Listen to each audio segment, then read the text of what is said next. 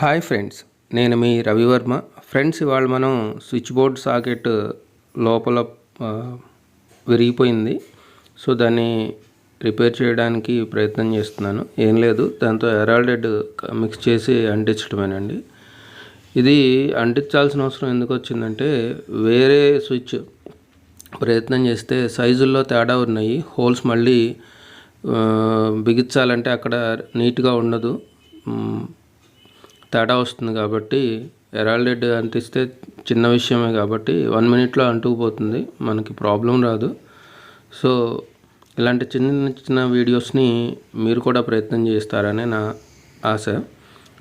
ఎందుకంటే ప్రతి విషయంలోనూ ప్రతి ఒక్క వర్కర్ని మనం తీసుకొచ్చి పని చేయించుకోలేండి. ఇలాంటి చిన్న చిన్న విషయాలు అయితే వాళ్ళు అసలు లెక్క కూడా చేయట్లేదు. సో దానివల్లే ఇవి నేర్చుకోవాల్సి వచ్చింది నేను. ఫ్రెండ్స్, నేను చాలా వీడియోస్ చేస్తున్నాను. దయచేసి వీడియోస్ చూసిన వారు మన ఛానల్ని సబ్స్క్రైబ్ చేసుకోగలరు. సో నా కష్టాన్ని గుర్తిస్తారని ఆశిస్తున్నాను. అలాగే మనం గతంలో చేసిన దోమల బ్యాట్ వీడియో హైయెస్ట్ వ్యూస్ ఉందండి, 2 lakhs అబవ్ వచ్చాయి. సో అలా మనం చేసుకోగలిగిన ప్రతి విషయాన్ని చూపిస్తున్నాను.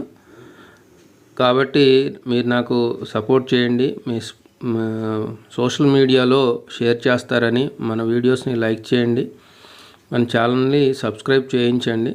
దయచేసి సహకరించండి. నేను మీ Ravivarma, Shri Naveena Shatabdi A to Z solution నుంచి. Bye friends.